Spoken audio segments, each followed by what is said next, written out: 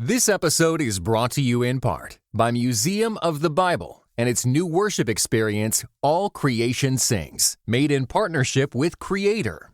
Step into an immersive room with vibrant visuals, soundscapes of praise, and interactive displays illuminating the story of worship. Get tickets at museumofthebible.org/ACS. Welcome to the Grace Enough podcast. I am your host, Amber Cullum. Today is a conversation I have wanted to have for a long time. I sit down with seminary professor and author Jen Rosner. We discuss Jesus as a Jewish rabbi and how a deeper knowledge of Judaism can add to our Christian faith. We also discuss a few historical events that ultimately declared Judaism and Christianity as two separate religious traditions. I think you'll find this episode very interesting, and my hope is that it will lead you to dive deeper into the traditions of Judaism and how those intersect with Christianity. You'll be able to do that by reading Jen's newest book, Finding Messiah. As you know, I interview a lot of authors on the show. And what I love about interviewing authors is they've spent months and sometimes years delving into the topic or the life experience they write about. Along the way, there have been books that have influenced me in ways that I didn't expect. So I've curated a list of 8 books that were influential in ways that surprised me as a free resource for you. If you are already a part of the Grace Enough community, the list will be delivered to your inbox. If not, you can find the list at graceenoughpodcast.com/books or by clicking the link in the show notes. Good morning, Jen, and welcome to the Grace Enough podcast. Thank you. It's an honor to be here. Yes, I mentioned to you already that I am really excited to have this conversation. I feel like it's something that Christians, we long for, and we don't even know that we're longing for it. And so as we jump in, take a moment to introduce yourself, your family, and tell us a little bit about what you do on a day-to-day basis. Sure. Yeah. So I grew up in a Jewish home in Northern California. My best friend in high school was Catholic, but as I look back, I think it's interesting that I didn't totally know what that meant. And I would say that I never heard the gospel. Like I never knew who Jesus was until college. And I went to this large public state school in California, and it just so happened to be surrounded by Christians and started attending church with friends, honestly, because all my friends were Christians and I didn't like being the only kid in the dorms by myself on a Sunday morning. And so college for me became a real searching time about my Jewish upbringing and this person called Jesus, who I kept kind of now hearing about from my friends and Campus Crusade, which is now called Cru. And so my last year in college, I became a follower of Jesus, and I was just captivated by who Jesus was and the claims that he made and the community that I was experiencing. But I had no idea at that time what to do with my Jewishness. I didn't know any other Jewish followers of Jesus. I had never even heard of Messianic Judaism. And so, but I was fascinated by these questions and conversations in the Bible. And so I was a political science major in college. I scrapped my plans to go to law school, and instead I went to divinity school because I just wanted to keep diving into theology and religion and these internal questions that I had. And it was during my MDiv program, which I did at Yale Divinity School, where the Jewish piece, through a series of circumstances in my life, kind of came back up for me. And I thought, I've left something behind just going into a very Christian church world, which I loved. And so when I finished my MDiv, I came back to California and I pursued a PhD at Fuller Seminary. And these questions, which were central to my own identity, kind of spilled out into my doctoral research. And my dissertation, which is now published as my first book, really wrestled through 20th century and 21st century Jewish Christian relations and some really exciting frontiers that are being broached in that regard. But the whole thing was just this quest for me to work out this deep tension that I felt in my own being and my own identity, and my own self-understanding. And so kind of fast forward now, I call myself a Messianic Jew. I feel very at home in both the Jewish and Christian worlds and all kinds of iterations of both. My husband is a Messianic Jew who was raised in the Messianic Jewish movement, so has kind of been thinking about these questions even much longer than I have. And I teach and write very much on this topic as well. So it makes its way into all of the classes that I teach at the different institutions that I teach for. And it's the main subject of my writing, including my new book, Finding Messiah. Yeah. So I want to know, like, how have your parents taken this on? Yeah, I mean, it's a great question. And I feel like my story in that regard is not the typical story. You hear a lot of stories in Jewish families where, let's say, the college age kid becomes a follower of Jesus, where, sometimes there's lifelong rupture there of relationship and rejection and just kind of horror. And I should say that my mom grew up very committed to Jewish life and Jewish rhythms. And she was like the camp counselor at the Jewish camp every year, and not in a particularly religious family, but a very culturally Jewish family. And so when we, actually, my brother and I both became followers of Jesus in college. Wow. And she initially, that was off-putting for her. And she sort of thought, what did I do wrong? Like, did I not raise you with a strong enough Jewish identity? Whereas my dad had always kind of pushed back against organized religion and what he saw as hypocrisy in the Jewish communities that he had been a part of growing up, and just some shallowness. There wasn't a lot of spiritual depth in the Judaism that he had experienced. And so he was actually much more open to it. And he said, I always saw my job as to give you a spiritual foundation, and I knew that you would build on it somehow. And so I didn't expect this, but he was much more open.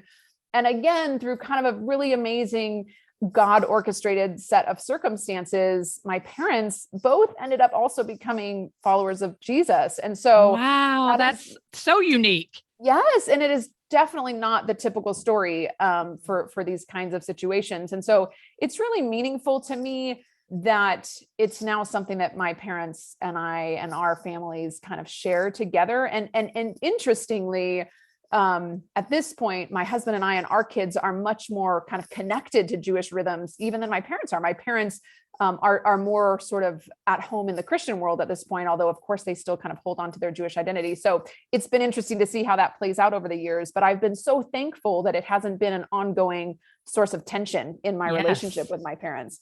Absolutely. Well, and that's the thing I love that you write about in your book, that we tend to forget that Jesus is a Jewish rabbi and that he actually formed his life around the Jewish calendar, not the Christian calendar. And so will you kind of, share a little bit of the background of how Judaism and Christianity became so separated and almost, I don't want to say they became enemies of one another, because that's not it, but very much in conflict with one another? Yeah, I mean, it's such an important question. And it's actually sort of the question where I begin the book. The book intersperses my own journey and story with reflections, theological reflections, biblical reflections, historical reflections. And this is sort of where I open up in terms of, where do we start this conversation? It's like, how did these religious traditions become so separate? And as you said, in many ways, hostile to one another historically. And so I think it's really important to note, as we read our New Testaments, Jesus was very embedded in a Jewish context. His early followers were Jewish. Their rhythm of life was this Jewish rhythm of life. And it's centered around the Jerusalem temple and these kind of set of Jewish practices that, again, because of all this history, have come to seem quite foreign, I think, to many Christians. There's sort of different academic theories on this. There's some who would say that the parting of the ways between Judaism and Christianity, is already happening in the New Testament, and that Jesus came maybe to found a new religion, or if not Jesus, then Paul came to sort of out with the old, in with the new, that Paul is kind of in the business of denouncing everything that's wrong with Judaism and founding this new thing called Christianity. And that's not how I read the text. I ascribe to sort of an opinion that the split took place much later. And we have, I think, historical evidence that convincingly shows that it was a much longer, more complicated process that took place in different geographical regions at different periods. So just to kind of dip into this complex history, you end up having these two Jewish revolts, two, depending on how you count, maybe three. One of them is sort of outside the land of Israel, Palestine at the time, where you get this increased hostility between Judaism and the Roman Empire. And that causes Christians, Gentile Christians, non-Jewish followers of Jesus, it's increasingly a liability for them to be associated with Judaism. And because the gospel is flourishing among these non-Jewish communities, this is Paul's mission, right? He's the apostle to the Gentiles. That's right. It's becoming more feasible for Christianity to begin to move away from Judaism. And then these Jewish revolts become a factor in that. And I would say a key moment comes when the Emperor Constantine becomes the emperor of the Roman Empire. And he, in some sense, this is now beginning of the 4th century, he, in some sense, becomes a Christian. So now you have this kind of coupling of Christianity and empire, which I think changes the history of Christianity forever. And Constantine, he ends up institutionalizing these kind of fractures that were already taking place. So if we read the church fathers from the 2nd and 3rd centuries, we're seeing that there's already the beginnings of hostility between Judaism and what is emerging as Christianity. You have these definitions of what it means to follow Jesus is to sort of distance oneself from Judaism and Jewish practices. And then again, with the coming of Constantine, who convenes the Council of Nicaea in 325, that's where a lot of this gets solidified. And it's interesting because, ultimately it's out of the Council of Nicaea that we get the Nicene Creed, which many Christians in different denominations recite each week without knowing necessarily all of the history and the backstory with regard to the parting of the ways between Judaism and Christianity, and the way in which the Council of Nicaea is where Easter is officially decoupled from Passover. It's the place where Christian worship on Sundays sort of officially trumps the Jewish Sabbath, which is on Saturdays. And so you get these really key moments of this separation happening again at the Council of Nicaea. And yet there still is kind of this intermingling of the communities. There's evidence that even later there's some struggling of what that means. And of course, as this trajectory continues, you're getting this sort of Christian triumphalism against Jews, where for example, the destruction of the Second Temple becomes this symbol of God's rejection of the Jewish people. That's how Christian tradition tends to read that event. And so you see exactly what Paul warns against in Romans 11, which is like, don't boast against the root. That's kind of what we see beginning to happen, such that you get this very dangerous thread of actually Christian anti-Judaism, where Christianity is defining itself as the sort of newer, better thing against Judaism, thereby erasing any kind of commonality between the two, which is what we see in the New Testament. And this is sort of another conversation, but eventually we can directly trace how that turns into then anti-Semitism, and how, Hitler in World War II is drawing on thinkers like Martin Luther, who, again, Martin Luther is he's such a hero in Protestant Christianity, and for good reason. And I think what we don't realize is this really dark shadow side of Martin Luther, who has horrible things to say about the Jews.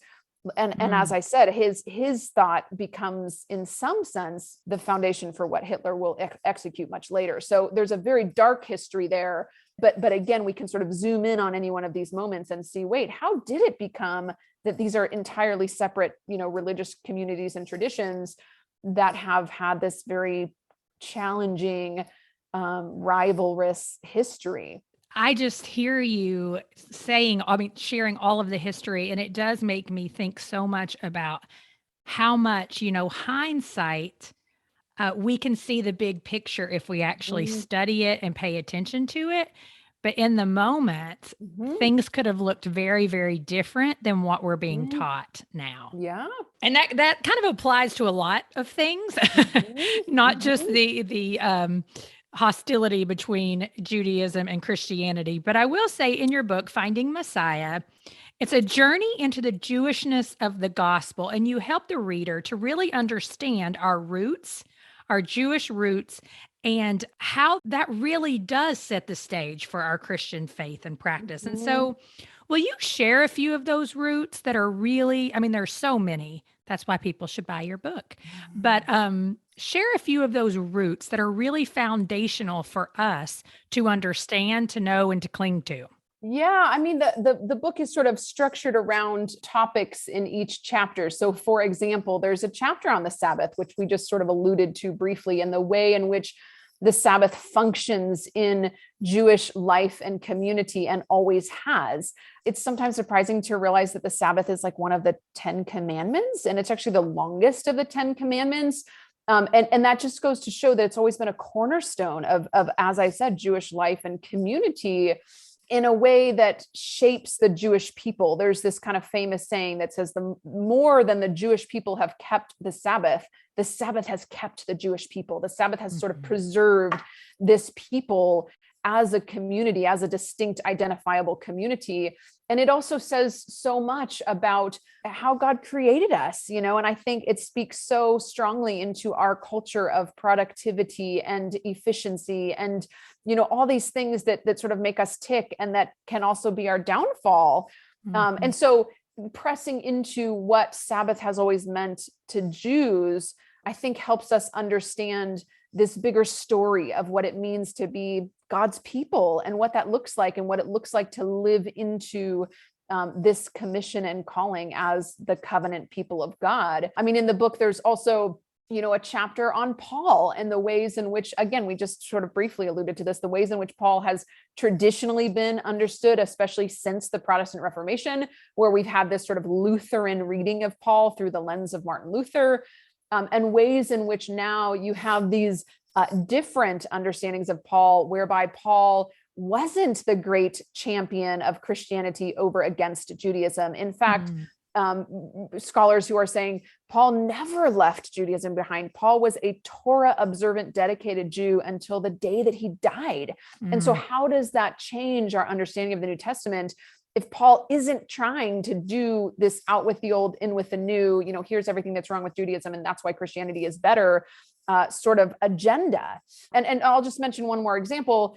There's a chapter in the book on Jesus and ritual purity, which, if you read the Old Testament, books like Leviticus, these books can be really disorienting and seem so strange and foreign, especially to our modern sensibilities. And it's easy to just say, well, Jesus kind of didn't care about like all that stuff. And I think he really did. And if we read the Gospels through the lens of this sort of ritual purity framework that the Torah, the first 5 books of our Old Testament, lay out for us, it's remarkable. And I think it allows us to understand Jesus's ministry and mission on a whole new level that we can sort of miss if we're not looking for the connections and the ways in which Jesus was, in fact, embedded in this very Jewish Second Temple environment. Again, that he wasn't leaving behind, he was working within and through. And I think it helps us understand our Bibles better to have a framework for some of these kind of foundational Jewish concepts.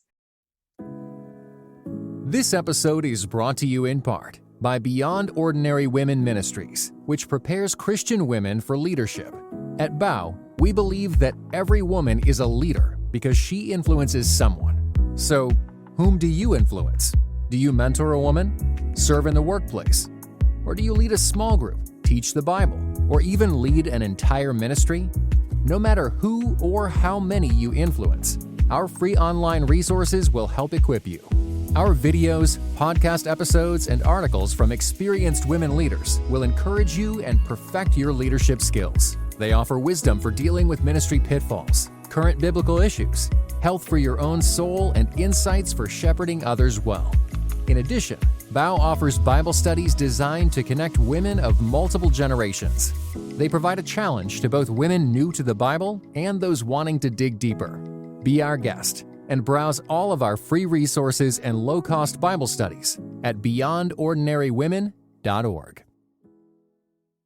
I want to talk about the ritual purity because I'm assuming that's what Christians, me included, would often refer to as the ceremonial law. Is that what you're referring to? Yes and no. You get these later divisions of especially Christian thinkers who try to take, in Judaism, you have what's called the 613 mitzvot. Mitzvot is the Hebrew word for like commandments. And so you have these 613 prescriptions. Some are positive, some are negative. Do this, don't do this. That we see throughout the Torah. The first 5 books of our old Bible, of our Old Testament is sort of like the core of the Jewish scriptures. And so you have these 613 commandments, and it's a little bit more complex because a lot of them, for example, have to do with the temple. And like, we don't have a temple now. And so what do you do with those things? And there's all this Jewish discussion about that. But a lot of that has to do with this category of ritual impurity. And so these later categorizations like ceremonial and moral are not actually in the text. It's ways that people have tried, especially I think Christian thinkers have tried to make sense of them, and maybe particularly have tried to say which of these still matter post, the coming of Jesus. So while I think the categories themselves can tend to be a bit artificial, yes, that's what we're talking about. We're talking about, in Jewish life, there's a real fluidity here. So they range everything from how to observe Jewish holidays, which is laid out in places like Leviticus, to purity laws, which have to do with what we touch and what we don't touch, and things like genital discharges, which are not super comfortable things to bring up all the time in Christian circles, but it's just a reality in Judaism. Judaism is this very earthy, embodied religion where it's important that we pay attention to our bodies and what's happening with our bodies, and what does that mean, and how do we honor God with our bodies. Another set of these kind of mitzvot, these laws, has to do with what we eat and what we don't eat. And that's always been a centerpiece within Judaism. And I think all of that can give us a very rich framework for thinking about our bodies, the way that we serve God and the way that we obey God. So that's sort of a winding answer to your question. Yeah. Well, and I know it's not simplistic. And that's the thing, I think, like, because you really are, speaking to me, because I'm the person that's like, well, but we're not still making sacrifices. And so where does that come into play when you're talking about the law? It's a great question. There's a million questions that sort of spring up from this kind of conversation. And I would say a couple things. I think that we are not still making sacrifices. And I think that has everything to do with the destruction of the temple, which is the only place where sacrifices can sort of properly be done, which I also think has everything to do with the death of Messiah, right? I mean, the death of Christ, the New Testament is very explicit about that being the sort of final sacrifice that atones for sin. And yet it's kind of interesting to think that, Jesus died 40 years before the temple was destroyed. The temple was destroyed in 70 AD. And so for 40 years, you still have temple sacrifices going on. And our New Testaments talk about, followers of Jesus being at the temple, participating in these temple rituals. And so it wasn't as though sacrifices ceased immediately. I think they took on new meaning and I think we see a lot of this in sort of the Eucharist, right? The way that we sort of participate in the sacrifice of Christ. I think that's how sacrifices came to be understood for Jewish Christians in the first century. After Jesus's death, before the destruction of the temple, they take on a new meaning as kind of a commemoration, a memorial of Jesus's sacrifice. So of course we could say more about that. That's one important thing, I think. And I should also add that in Jewish circles, there's lots of talk about the temple being rebuilt, which I think raises interesting questions for followers of Jesus. The other thing I think is important to say is the way that I understand the New Testament, and this comes out very much in the book, is that I think the New Testament lays a framework whereby it looks a little bit different for Jews to follow Jesus than it does for Gentiles to follow Jesus. So in my understanding of the text, Jews are very much called to continue living as Jews, to continue embodying these covenantal practices that have always characterized the Jewish community. And you actually have this question raised in the New Testament, and the clearest place we see it is Acts 15. Which is the Jerusalem Council, where there's this question of like, wait, one of the amazing things about Jesus and the coming of the Holy Spirit in the book of Acts is that now Gentiles, non-Jews, are sort of welcomed in to this covenantal relationship with God. And you have this group of people, the Judaizers, who are saying, well, then they have to live as Jews. Like they have to actually become like be circumcised and observe the Sabbath and do these Jewish practices. And this is a debate in the early community of like, wait, do they, don't they? And Peter says no, because the Spirit came on them just as it came on the Jews. So it doesn't seem like they need to change. And so this is this big question that occasions the Jerusalem Council in Acts 15. And the conclusion that the council comes to is no, Gentile followers of Jesus are not obligated to live as Jews and to sort of take on the practices of Torah in the way that the Jewish people have always been commanded to do. So again, it's a complex topic, but I think that the New Testament sets a precedent for Jewish followers of Jesus continuing to live as Jews and Gentile followers of Jesus not being required to take on all of those practices that have always been the center of God's covenant with the people of Israel. So I think that these questions apply slightly differently depending on who we're talking about. That is so interesting because as someone who did not grow, doesn't have Jewish roots, maybe I do somewhere, further down the line, the question for me is, what are some of these practices, traditions, festivals, feasts that we really would benefit continuing to participate in? I know my family, we started doing not the traditional Shabbat, but a Christianized version of the Shabbat, if I'm allowed to say that, on a Friday night and then Sabbathing into Saturday. And it's been a phenomenal gift to our family. Not easy, but a gift of rest and realizing that we can stop and that God will continue to provide during this.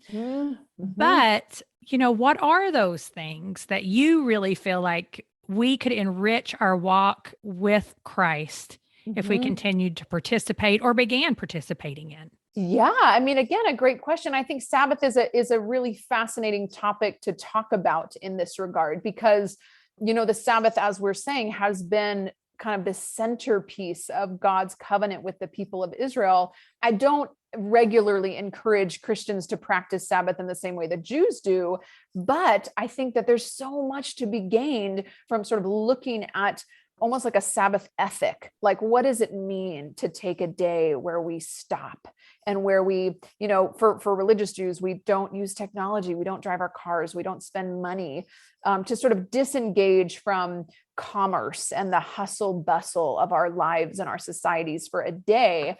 It's deeply restorative. And, the Jewish calendar revolves around Shabbat, around Sabbath. That's what sort of anchors the week in Judaism. And so again, while I don't advocate Christians, you should take on all these Jewish practices, I think there's so much richness to be gained from entering into these spiritual rhythms that can ground our lives. I think it forces us to ask the question, what if our week doesn't revolve around Sabbath, for example, what does it revolve around? And it reminds me of a story that I'll share briefly. In the Jewish calendar, there's as I think in the Christian calendar, there's these holidays that the year revolves around. There's the spring festivals, Passover, and Shavuot, which is Pentecost in the New Testament. There's the fall festivals, which is Rosh Hashanah, Yom Kippur, Sukkot. And the year, kind of in the same way that the week in Judaism revolves around the Sabbath, the year in Judaism revolves around these different holidays. And I'll never forget a friend of mine who's a Messianic Jew. His daughter at the time was in preschool, and he was talking about how the calendar was around all of these, maybe in the distant past, they were religious holidays, but now they're secular holidays like Valentine's Day and St. Patrick's Day. And these, and he was just contrasting, the way that, in America, we know that it's fall because Starbucks has like pumpkin spice lattes, and we know that it's winter because there's like peppermint mochas or, whatever. Oh, yeah. These kind of markers of the year, and how much richer to have our year oriented around the festivals, for example. And so I think it just raises questions about how are we marking time in our lives? How are we marking meaning in our lives? And how easy it is to kind of get swept up into the pumpkin spice lattes. Not that there's anything wrong with them. I love them. But is that what's anchoring us? And I think Judaism provides a very rich, and again, I think Christianity also has a very rich liturgical calendar, especially into sort of the higher church denominations, that also can be a very rich model for how we think about time and space and relationships and priorities and those kinds of things.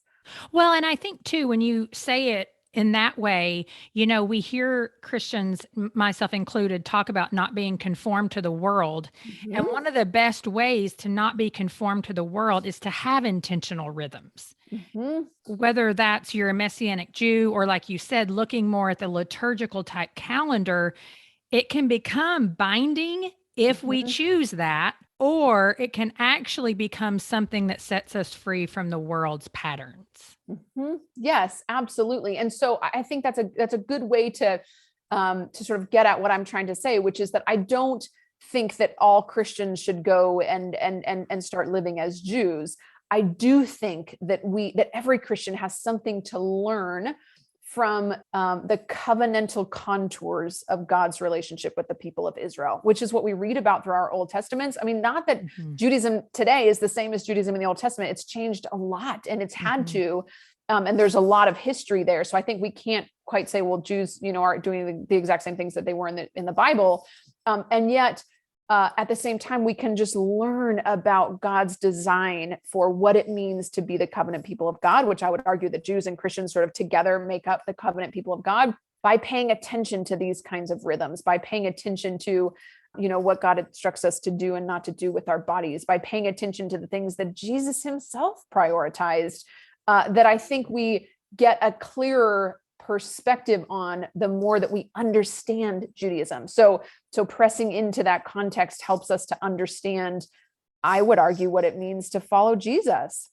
So tell me, as a Messianic Jew, what does kind of your week look like, your calendar look like? Just because I'm curious. It's interesting. We also spent time living in Israel, which sort of adds a different twist to the conversation, because in Israel, the whole society is, it's the Jewish state. And so the whole society revolves around a particular rhythm, whereas it feels much more countercultural to live that rhythm in the United States, especially outside of a community that's also observing that rhythm. Yes. But with all of that being said, I mean, our family very much, I would say that Shabbat does anchor the week for us. And so we live as pretty traditional Jews when it comes to Shabbat. We don't drive, we don't spend money, we don't, go to Starbucks, we don't, use technology, work, those kinds of things. And so it's so refreshing to know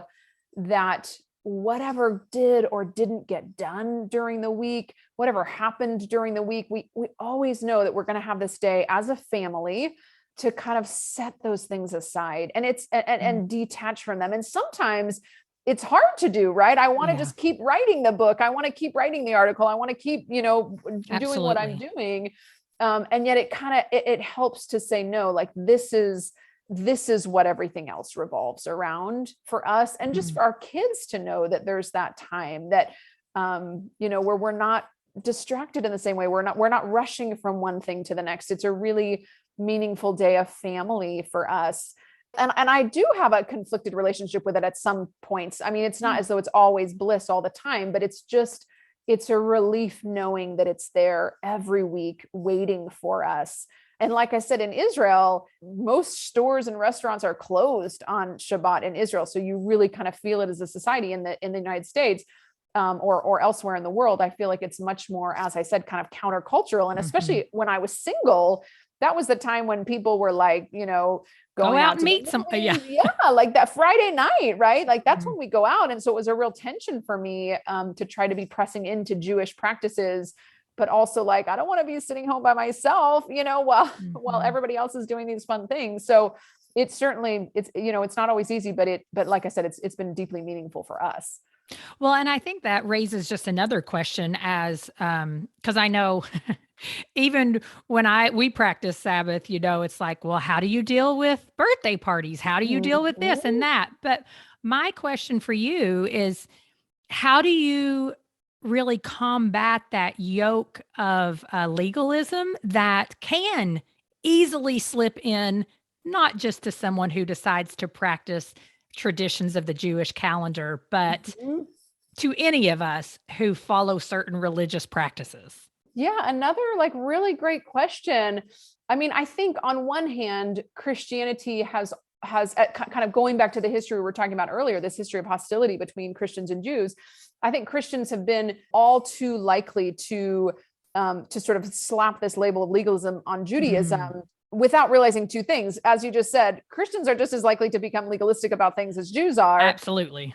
And if we read, throughout the Bible about what the Torah, what these Jewish practices really mean to the Jewish people, it's actually about freedom, isn't it? It's about, like you said, not being conformed to the patterns of this world, not being bound by what society tells us needs to be our top priority. So I think there's actually a lot of intentionality on God's part in kind of calling the Jewish people to live in a particular way. And yes, it can become rote and it can become legalistic in the same way that anything can be. And so I think, especially as Messianic Jews, we're always asking the question of like, how would Jesus view this maybe, or how does a Messianic Jewish lens allow us to see these things maybe differently than just an Orthodox Jewish lens might see them. So one area where that comes up, for example, is like table fellowship. So for Jews who keep strict kosher, these strict dietary laws that are prescribed in the Old Testament and have been interpreted,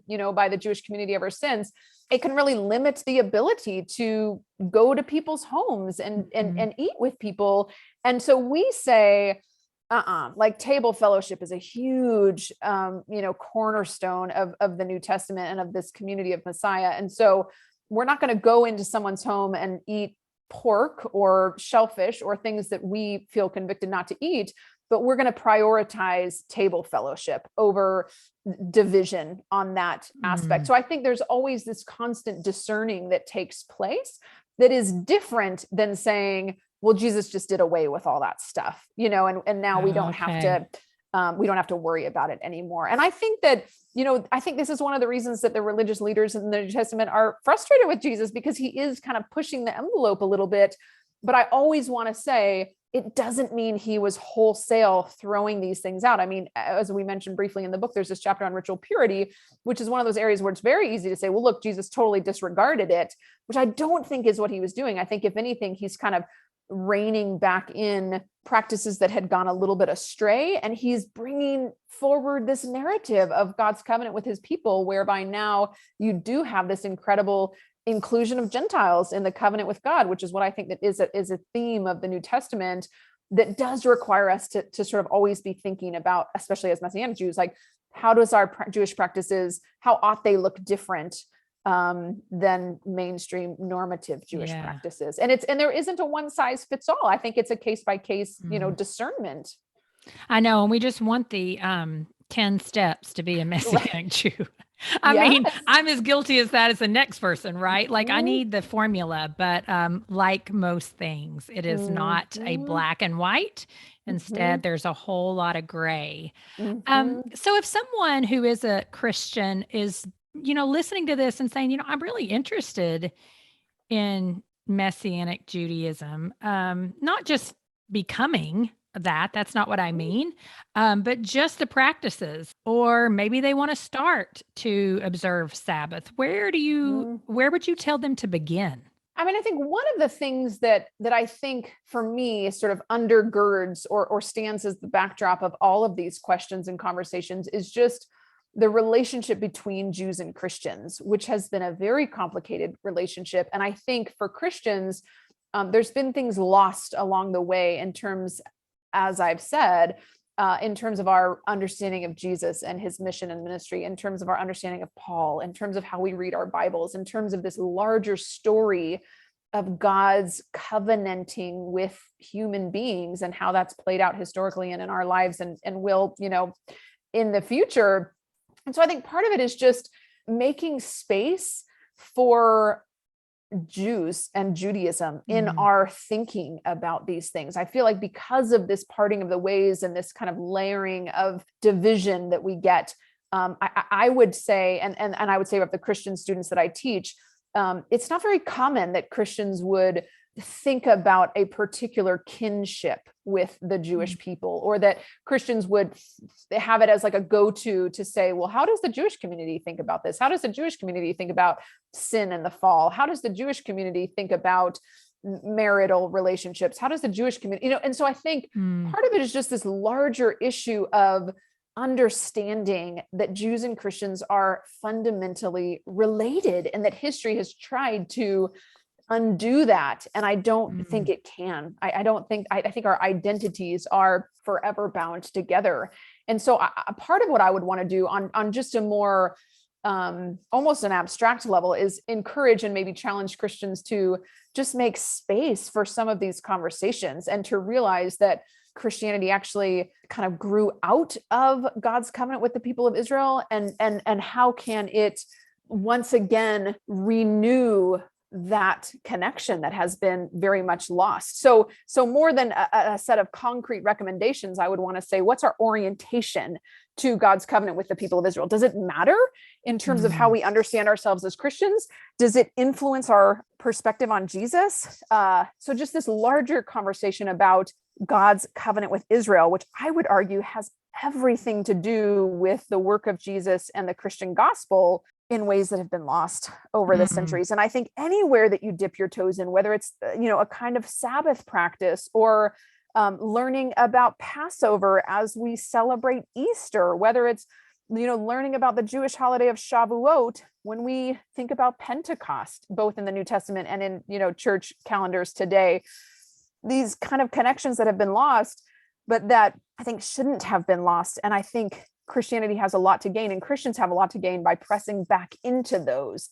And as I said, there's a lot, any place you sort of dip your toe into these waters, I believe, and I see this, it'll begin to sort of reorient the way that Christian life and discipleship is thought of and plays out.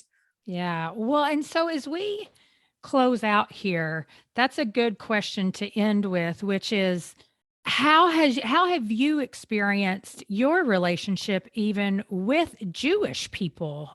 And are they welcoming conversation from Christians about these roots? And I know that can't be applied as a blanket statement to all Jewish or all Christian people.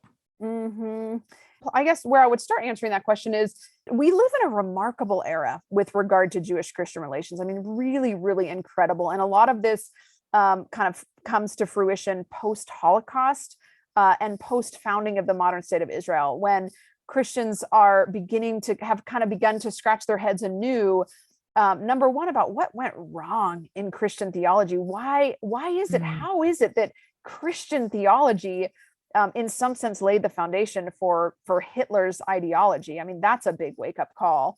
And how is it that the majority of Christians in Europe at the time didn't do anything about it? I mean, the Catholic Church signs an accord with Hitler. So I think that's a major, again, kind of a wake-up call to Christian theology, and the way that it's sort of been lulled into a certain indifference at the very best towards the Jewish people, and hostility at the worst.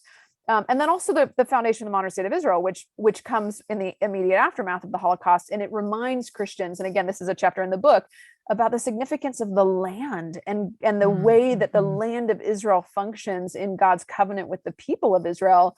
And so in the aftermath of this, you have this incredible era that we're still very much living in, where Christians begin to think, and Christian institutions like the Catholic Church, for example, and many other Christian denominations in the aftermath of the Catholic Church rethinking these questions, begins to say, what did we miss? Like, what have we missed in terms of Christianity's indelible connection to Judaism and rootedness within this kind of Jewish soil? And so you have lots of Christians and Jews who are engaging in really unprecedented ways, I would say, theologically, in terms of social justice initiatives, all kinds of things. And interestingly, I mean, maybe in a way that makes sense, Messianic Jews have been kind of nobody quite knows what to do with them, because part of the tenor of contemporary Jewish-Christian relations is you have Jews coming to the table and you have Christians coming to the table, who are very much living in this reality of the parting of the ways. Judaism and Christianity become separate things. Jews do Jewish things, Christians do Christian things. We can come together, we can share, we can learn from each other. But there's a real there seems to be a real boundary that gets crossed when someone like myself wants to say, I'm Jewish and Christian. I'm Jewish and believe that Jesus is the Messiah, because it seems to sort of transgress these boundaries that the dialogue has come to depend upon. And yet I think we're also seeing really encouraging strides being taken in that regard. And I've had mixed experiences. I've had really painful experiences of exclusion and rejection in certain settings. And I've also had very hopeful experiences of, wait a second, like, why wouldn't there be space for people like myself who in some ways are connected to like the early community of Yeshua and his followers, of Jesus and his followers. So it's been very mixed. And yet I think of something that my friend and mentor, Mark Kinzer, said to me, which is, it doesn't matter if my vocation, if the things that I envision and dream for in my life, both in terms of community and my profession and my vocation, doesn't really matter if they succeed or not. It's worth it. It's worth it for me to dedicate myself to the things that I'm dedicating myself to, because it's for me the most authentic way to express who I am and to try to raise as a question in Jewish communities and in Christian communities and Messianic Jewish communities, this conversation that I think increasingly needs to be had. Yeah, that's really good. Well, thank you so much for joining me today and having this conversation. I know it has helped me, and I'm sure it has helped those who are listening. Well, thank you for having me. It's really a joy to talk with you about these things. If you would like to dive deeper, you'll find a link to Jen's book, Finding Messiah, in the show notes, along with a link to the 8 books that were influential in ways that surprised me. Thank you for listening to the Grace Enough podcast. Tune in next time.